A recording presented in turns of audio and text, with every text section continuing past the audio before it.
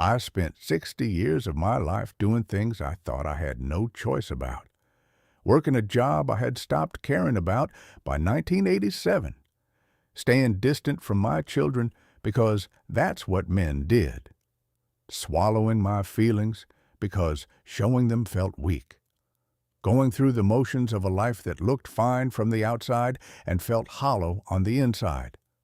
Nobody told me those were all choices. Nobody sat me down and said, "Harold, you can choose differently. You can choose to stop. You can choose to be honest. You can choose a different kind of life." Nobody told me it was a choice. I'm 91 years old, and I'm telling you now, because someone should have told me a long time ago, almost everything you think is fixed about your life is actually a choice you're making every single day. You just haven't noticed yet. My name is Harold. I grew up in a small town in Ohio. My father worked the same loading dock for 34 years. Never complained, never asked for more. Just showed up, did the work, came home, went to bed. I watched him do that my whole childhood, and I thought, that's what life is. You don't choose it. It just happens to you. You endure it. You survive it. You be grateful you have it. That's the belief I carried into adulthood, into my marriage to a woman named Ruth, into 38 years of a career I never once asked myself if I actually wanted, into a version of myself that was quietly suffocating the whole time. I am not here to tell you what choices to make. I'm here to tell you that you have them, because I didn't know. And not knowing cost me more than I can calculate. 10 things I thought I had no choice about. That I did. All starting with the one that cost me the most. Point 1. The career you stay in because leaving feels impossible. In 1973, I was offered a different job. A small company, uncertain future, half the salary I was making. My gut said yes. I said no. I told myself I had no choice. I had a mortgage. I had Ruth. I had 2 kids under 5. I couldn't just walk away from a stable income for a gamble. What I didn't know, what nobody told me, is that staying was also a choice, not the safe option. A choice. Every single morning I went back to that office for the next 25 years, I was choosing it. I just wasn't admitting that to myself. I finally admitted it the day I retired in 1998, sitting in my car in the parking lot of a building I had spent a quarter of a century in, and feeling nothing except relief that I never had to go back. For 25 years of Monday morning dread, every one of them a choice I made, and told myself I didn't. Nobody told me staying was a choice too. Point 2. The kind of father and husband you show up as my son Daniel called me on a Tuesday morning in 1991. He was 19. He called because he was struggling. With what exactly I didn't find out until years later because I let it go to voicemail. I let it go to voicemail because I had a meeting in 20 minutes. I told myself I would call him back. I didn't, not that day. He called again Thursday. I was distracted, short with him, off the phone in 4 minutes. He didn't call again for 6 months. 6 months of silence from my son, and I was so deep inside my own routine that I barely registered it. My daughter Karen told me at my 75th birthday, she said, "Dad, we knew you loved us. We just never felt like we were as important as whatever was in your head." That sentence has never left me. It never will. Nobody told me that the way you show up for your children is a daily choice. I thought love was enough. It isn't. Presence is the love they can actually feel. Nobody told me presence was a choice I had to make every single day. Point 3. The story you keep telling yourself about who you are, somewhere around age 30, I decided I was not a creative person, not an emotional person, not someone who was good at talking about feelings or asking for help or admitting when I was afraid.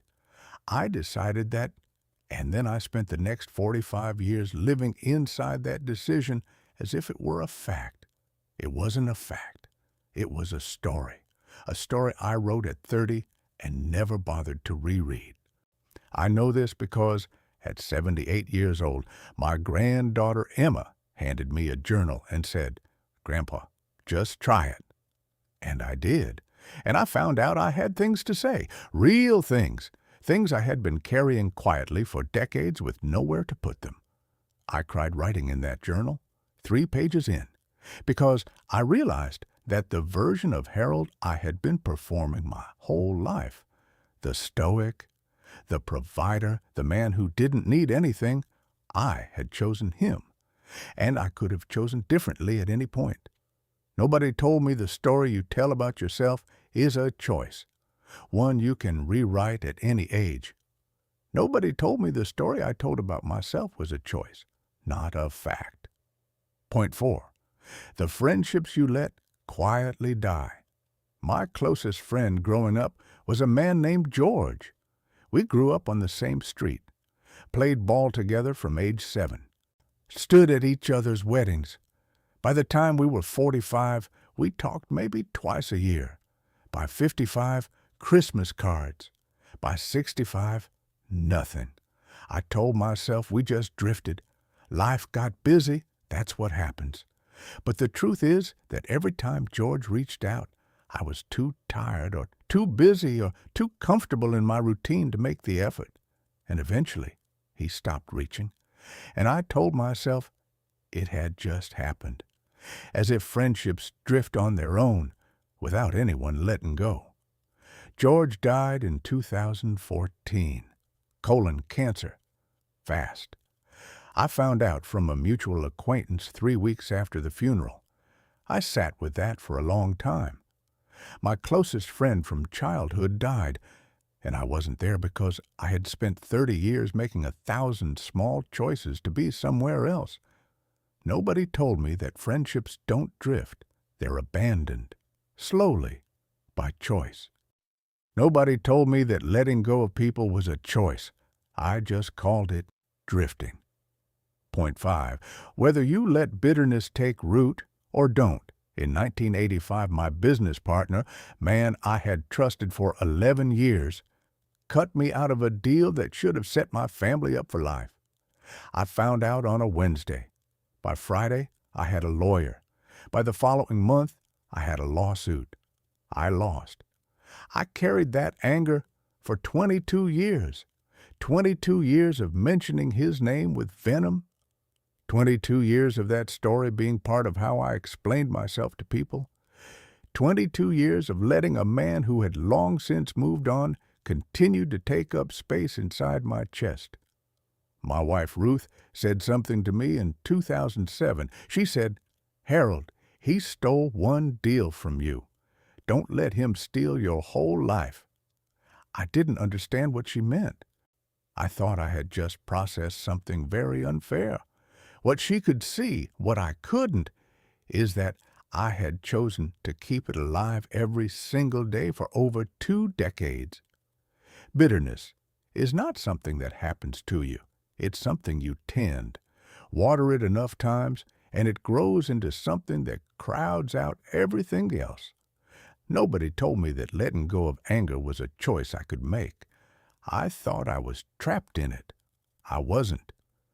Nobody told me bitterness was a choice I was making every single morning for 22 years. 5 down, 5 to go. But before we continue, I want to ask you something, and I want you to actually sit with it for a second before you scroll. Which one of those are you living right now? Not in the past. Right now. Is there a job you stay in and call it having no choice? A friendship you're letting drift and calling it being busy? A story about who you are that you wrote years ago and never questioned? Because nobody told me it was a choice, and I'm telling you now. Write it in the comments. Seriously, the simple act of naming it out loud is the first step to choosing differently. 5 more. And these are the ones that took me the longest to see. Is point 6. How much of your life you spend worrying about things that never happen. I have a rough estimate, and I know it's rough, that I spent somewhere between 8 and 12 years of my life in a state of active worry, not problem solving, worry, that circular grinding 3 in the morning kind, about money, about what people thought of me, about the future, about my health, about things I couldn't control and couldn't change. And here's the thing about almost all of it. It never happened. The catastrophe I rehearsed 10,000 times never arrived. The embarrassment I dreaded never materialized. The financial ruin I pictured at 3 a.m. never came. I gave 12 years of my one life to a theater of disasters that never played. My doctor, good man, name was Patterson, told me at my 60th physical, Harold, worry is just imagination pointed in the wrong direction. I didn't take that seriously enough at the time. I do now. Nobody told me that chronic worry was a choice, that I could point my imagination somewhere else, that the stories I told at 3 a.m. were fiction, and I was choosing to believe them. Nobody told me that worry was a choice, a story I kept choosing to believe. Point 7. Whether you ask for help or keep performing strength. In 1979, I had what I now understand was a breakdown, not the dramatic kind, the quiet kind. I stopped sleeping, stopped eating properly, went through the motions at work, came home, sat in the dark. Ruth knew something was wrong. She asked me 4 times in 1 week if I was okay. 4 times I said I was fine. I was not fine. I knew I was not fine, but I was a man in 1979, and men were fine. Men handled it. Men did not sit in a therapist's office and talk about their feelings. So I white-knuckled through 18 months of quiet despair entirely alone, when I was surrounded by people who would have helped me if I had just said the 2 words, I need help. 2 words. I couldn't say them for a year and a half. I've said them many times since. Every time I do, something gets better. Every single time. Nobody told me that asking for help was a choice, that strength and vulnerability were not opposites, that the bravest thing I could do was admit I couldn't do it alone. Nobody told me that asking for help was a choice, and that choosing it was the strongest thing I could do. Point 8. Whether you stay curious or decide you already know enough. Sometime in my 50s, I stopped being curious. I didn't notice it happening. I just gradually stopped asking questions, stopped reading things that challenged me, stopped putting myself in rooms where I was the least informed person. I knew things. I had opinions. I had experience. I thought that was enough. It wasn't enough. What it was comfortable. And comfort and curiosity don't live in the same house. My neighbor these days is a 74-year-old woman named Dorothy. She is learning Mandarin at 74. She started 8 months ago because she said she wanted to know what it felt like to be a complete beginner again. I asked her why. She said, Harold, the day I stop being a student is the day I start dying slowly. She's right. I've watched people my age go one of 2 ways. They either keep asking questions and stay sharp and present and interesting, or they stop learning and spend their days recycling the same opinions from 1987. Nobody told me that staying curious was a choice I had to keep making, that it didn't happen automatically, and that the moment I stopped choosing it, I started shrinking. Gosh, nobody told me that staying curious was a daily choice, and that the day I stopped making it, I started shrinking. Point 9. Whether you say the things that need to be said while you still can. My father died in April of 1981. Heart attack. He was 68, fast. Here on Saturday, gone by Monday. I never told my father I loved him, not once, not in 35 years, Not because I didn't love him, I did, deeply. But we were not a family that said those things. We showed it in other ways, the way men of that generation did. You provided. You fixed things. You showed up. You didn't say it. I stood at his graveside in April 1981 and realized with a clarity that hit me like cold water, he died not knowing for certain how I felt about him, because I had never chosen to say it, because saying it felt unnecessary or awkward, or like something that could always wait until later. There was no later. I have said I love you to my children more times in the last 20 years than in the 40 before it combined. I say it to Ruth every single day. It took losing my father to understand that the words people need to hear don't deliver themselves. You have to choose to say them. Nobody told me that saying the things that matter was a choice, one with a deadline I couldn't see. Nobody told me the words people needed to hear had a deadline, and that saying them was a choice only I could make. Point 10. The kind of life you're living right now, today. Here is what I know at 91 that I did not know at 31 or 41 or even 61. The life you are living is not happening to you. You are building it, brick by brick, with every choice you make and every choice you avoid making, because not choosing is also a choice, the heaviest kind.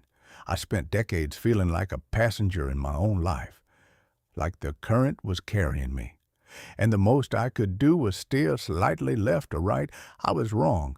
I was the current. Every morning you wake up, you are handed a day. What you do with it is a choice. Who you call is a choice. What you tolerate is a choice. What you walk away from is a choice. What you say out loud and what you swallow back down, choices. All of it. Every last piece of it. I wasted years waiting for my life to change on its own. It doesn't. Life doesn't change. You change, or you don't. I'm 91 years old. I've made thousands of choices I would make differently if I could.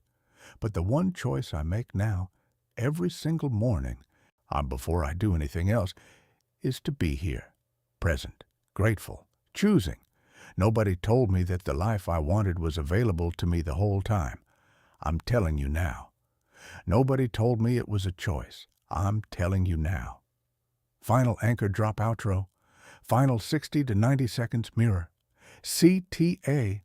Viewer reflects on their own life. 10 choices. Dressed up as things I had no control over. Carried for decades as if they were facts, when they were decisions I was making every single day without realizing it. Nobody told me it was a choice. I'm telling you. And now I want you to tell me something. In the comments, right now, finish this sentence. Nobody told me finish this sentence with your career, your relationships, your anger, your silence, your story about who you are. Whatever you've been treating as fixed, that might actually be something you're choosing every day. Write it. Say it out loud. Because the moment you name it as a choice, it becomes one. And that changes everything. If this reached something in you today, share it with one person who needs to hear it. Subscribe if you want to keep having honest conversations about the things nobody says out loud. I'm Harold. I'm 91, and I'm still choosing. See you in the next one.